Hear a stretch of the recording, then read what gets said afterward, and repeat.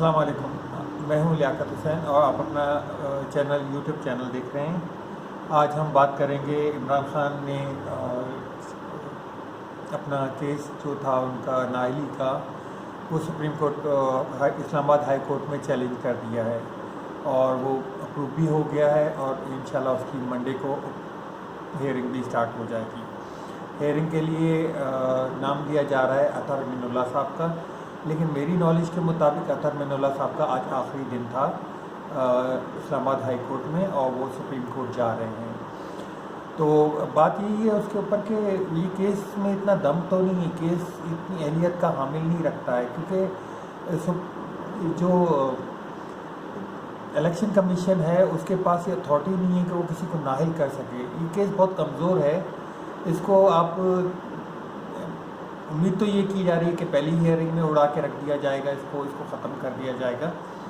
बाकी देखते हैं मंडे को जो पीर वाले दिन इस पे क्या बहस होती है, किस तरह से अमल लाया जाता है।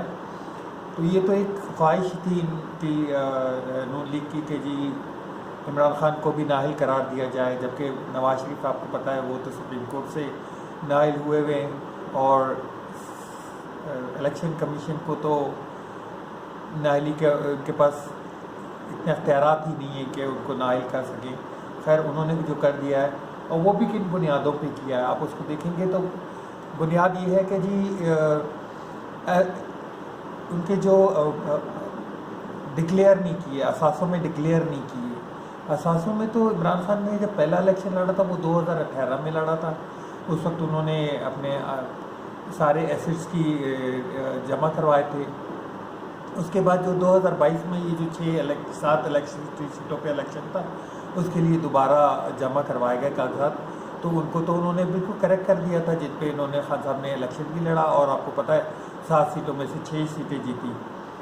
6 सीटें आने के बाद जब हालात बिल्कुल ही चेंज हो गए तो अब इनको ख्याल आ रहा है कि जी इनको नाअहल किया जाए। और इस नाअहली का तो बरमला मरियम सफदर ने पहले ही बोल दिया था कि जी इमरान खान को भी नवाज शरीफ की तरह नाअहल किया जाए। बाबा सिर्फ कहने की बात यह है कि वो नाअहल है तो सुप्रीम कोर्ट से है, जो पाकिस्तान की सबसे बड़ी अदलिया है, और इमरान खान को उन्होंने अपनी ख्वाहिश पूरी करने के लिए इलेक्शन कमीशन से नाअहल करवा दिया है। खैर देखते हैं, इसको मंडे को जो है ये इंशाल्लाह हाई कोर्ट में अपील हो गई है, इसके ख़िलाफ़ अपील हो गई है और नामज़द भी कर लिया गया है इसको, और इस पर जो है समाअत का टाइम भी मिल गया है उनको। दूसरी हम बात करते हैं दूसरे नंबर पे आज़म सवाती की। आज़म सवाती को ऊपर जिस तरह का जबर किया गया वो आप सबको मालूम है, जिस तरह का जुल्म किया गया, उनको बरहना करके टॉर्चर किया गया, और एक सेनेटर के साथ कि आम पब्लिक नहीं, आम पब्लिक के तो पता नहीं क्या हालात होंगे। आप एक सेनेटर की देख लें कि सेनेटर को किस तरह से बेजा में रखा गया, उनको टॉर्चर किया गया। उसके बाद उनकी जब सेनेटर्स उनको पेश ही नहीं किया जा रहा था, अब उनकी वो फ्री हो गए हैं। कल उनकी ज़मानत हो गई थी, आज वो आज़ाद हो गए और अपना उन्होंने प्रेस कॉन्फ्रेंस की है इमरान खान के साथ बैठ के, और अपने ऊपर होने वाले सारे मज़ालिम बयान किए।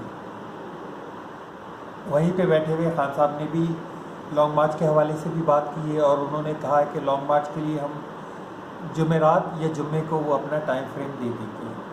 कल आपको पता है जिस तरह से नाअहली की गई थी खान साहब की इलेक्शन कमीशन की तरफ से, तो लोग खुद रोडों पे निकल आए थे और हालात आउट ऑफ कंट्रोल चले गए थे। काफ़ी टीवी चैनल्स ने भी ये दिखाया कि रोड बंद कर दिए गए थे, रोड ब्लॉक कर दिए गए थे। शाम गए इमरान खान साहब ने खुद आवाम से मुखातिब होकर कहा कि आप ये तमाम एहतजाज ख़त्म कर दें और हम लोग इसके लिए मैं बाद में ऐलान करूँगा। तो आज की प्रेस कॉन्फ्रेंस में इमरान खान ने जुमेरात या जुम्मे को टाइम फ्रेम दे दिया है कि जुमेरात या जुम्मे को वो लाजमी ऐलान कर देंगे कि लॉन्ग मार्च कब और कहाँ से स्टार्ट किया जाएगा और उसका क्या लाए अमल होगा। अब हम लोग चलते हैं FATF की तरफ। कल अल्हम्दुलिल्लाह पाकिस्तान को FATF की लिस्ट से निकाल दिया गया है, ग्रे लिस्ट से वाइट लिस्ट पे कर दिया गया है। ये ग्रे लिस्ट में गया था 2018 में नून लीग के दौर में। इसके दो वजूहात हो सकते हैं, एक तो पॉलिटिकल भी हो सकता है और दूसरा कुछ उनकी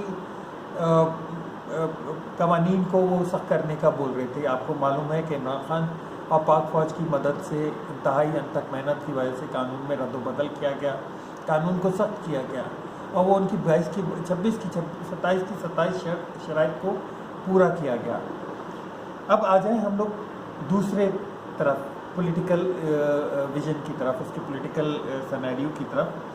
तो जब 2018 में ब्लैक लिस्ट में डाला गया था तो उस वक्त अमेरिका, फ्रांस और बरतानिया, ये 3 मुल्कों ने हमायत की थी इस चीज़ की, और पाकिस्तान की हमायत में उस वक्त सिर्फ खड़े हुए थे तुर्की और चाइना, कि वो इस चीज़ की मुखालफत कर रहे थे कि पाकिस्तान को FATF में ना डाला जाए। अब चलते हैं, देखते हैं कि जी इस पे कि पाकिस्तान में इतनी बैंकिंग इरेगुलरिटी तो है नहीं, ठीक है। पाकिस्तान से कई ममालिक ज़्यादा है जो इरेगुलर हैं, जैसे लाइक आप दुबई को देख लें। दुबई में इतना ज़्यादा, आप कहीं भी चले जाएँ, कितना भी माल, कितना ही कोई घर लेना हो, कोई प्लॉट लेना हो, वो कैश पे ले सकते हैं आज़ादी के साथ, कोई इतना बड़ा उसका वो नहीं होगा। लेकिन ये चीज़ आप यूरोप और अमेरिका में नहीं कर सकते। इसी तरह आप इंडिया को देख लें। इंडिया तो पाकिस्तान से मैं कहता हूँ कि 10 गुना आगे हो गए रेगुलेटरीज में। आप उनकी फिल्में देख लें, फिल्मों में बरमला उन चीज़ों का इजहार किया गया है कि फलां को मनी लॉन्ड्रिंग कैसे हो रही है, दुबई से बैठ के सारा काम चल रहा है उनका। पाकिस्तान का ये मसला नहीं था। अब मसला ये था कि जब इमरान खान ने ये कानून चेंज कर दिए गए थे तो उसके फ़ौरन बाद FATF से निकाल देते वो लोग, लेकिन उन्होंने ऐसा नहीं किया। FATF में निकले अक्टूबर 21 को 2022 को, और ये आपको भी मालूम है, हमें भी मालूम है कि ये पहले से ही तय था कि 21 अक्टूबर 2022 को FATF से पाकिस्तान निकल आएगा। तो अगर इमरान खान होता तो ये पाकिस्तान FATF से इतनी आसानी से ना निकल सकता, लेकिन इसको वाइट लिस्ट में कर दिया गया। इसको कह लें कि रिजिम चेंज का एक हिस्सा भी कह लें आप। रिजिम चेंज के बदले में एक तरह से उनको फैसिलिटेट किया गया है, जबकि ये सारे कानून जून 2021 में इमरान खान ने पूरे कर दिए थे।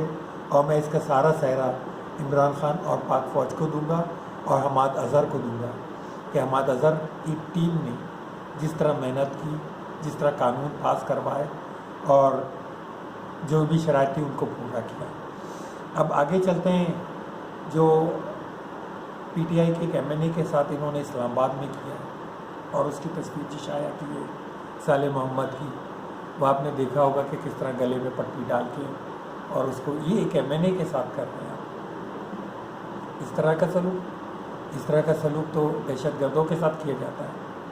अब देखें कि वो एक MNA गले में पट्टी डाल के थाना सेक्रेटेरिएट में खड़ा हुआ है और ये तज़ीक की जा रही है।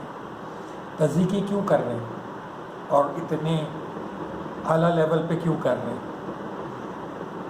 आज़म स्वाति से पहले शहबाज गिल के साथ यही कुछ हुआ, वो एक जर्नलिस्ट हैं, उनके साथ भी यही किया गया, इमरान रियाज के साथ भी यही किया गया। और आए दिन पर्चे पे पर्चे कट रहे हैं इमरान खान पे। आज मेरे ख्याल से 25वां पर्चा कट चुका है दहशतगर्दी का, और 24 में तो उनके पास ज़मानत पे हैं, 24 पर्चों में। तो ये सारा एक रिजीम चेंज का हिस्सा है और ये एक इन्होंने अफरा तफरी सी फैलाई हुई है, जबकि इनको खुद को होना चाहिए कि जब तक पाकिस्तान में सियासी